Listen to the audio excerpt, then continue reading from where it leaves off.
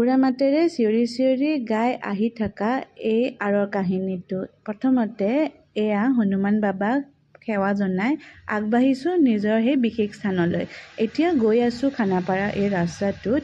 আজিকালি বহুত ভিৰ হয় গোটেই গুৱাহাটীখনত। এতিয়া গৈ ওলালোঁ, বাটতে পোৱা এই গণেশ মন্দিৰটোক অকণমান সেৱা কৰি আমি আগবাঢ়িছোঁ সেই বিশেষ স্থানটোলৈ।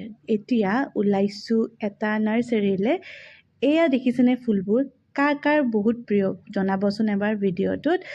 যোনে যোনে কমেণ্ট কৰিব আৰু যোনে যোনে সঁচাকৈ ভাল পায় ফুল, তেওঁলোকক মোৰ ফালৰ পৰা এটা ফুল মই নিশ্চয় গিফ্ট কৰিম। আৰু এতিয়া কিয় আহিছোঁ ইয়ালৈ সেইটো আমি জনাই আছোঁ। আৰু এতিয়া ওলাম এতিয়া এইটো এটা নতুন প্ৰজেক্ট একচুৱেলি হাতত লৈছোঁ, যিটো কাৰণে মই যে আৰম্ভণিতে গান গাই আছিলোঁ সেইটো কাৰণে বহুত হেপ্পী, যিহেতু কামটো হৈছেগৈ আৰু মোটামুটি হয়তো আপোনালোককো ডেফিনেটলি জনাম। আৰু সেইটো কাৰণেই চিঞৰি চিঞৰি বেসুৰা মাতেৰে গাই আছিলোঁ। বাৰু এতিয়া ওলাইছোঁ, জেগাটো চাগে নিশ্চয় চিনি পাইছে। ইয়াতে মাজতে ৰৈ পেলাই দ্বাৰিকা মাইত আমি অকণমান সেৱা জনালোঁ দূৰৰ পৰাই আচলতে, যাতে সাই বাবাই চবকে আশীৰ্বাদ দিয়ক। এয়া অলপমান নিজৰ ভটভটিত ভৰাই ল'লোঁ তেল, ইয়াকো অকণমান এনাৰ্জি দৰকাৰ হৈছে। ইয়াতে এটা বস্তু খুব ভাল লাগে কি জানেনে, ইয়াতে ভৰুৱা মানে বিশেষকৈ মাইকী মানুহবিলাকক কৰ্মস্থলীত দেখা যায়, কৰি থাকে কৰ্ম। বহুত ধুনীয়া এটা দৃশ্য নহয়নে?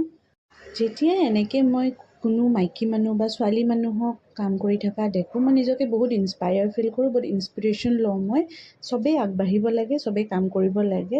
তাৰ আগতে কওঁ, এনেকুৱা ষ্টাণ্ট যাতে কোনেও নকৰে আগলৈ।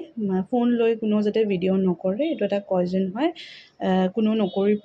বিশেষকৈ সৰু সৰু ল'ৰা ছোৱালীবিলাক যিবিলাকে চলাব আৰম্ভ কৰিছে তেওঁলোকে বিশেষকৈ নকৰিব, ঠিক আছে? এইটোৰ পৰা একদম ইনস্পিৰেশ্যন নল'ব।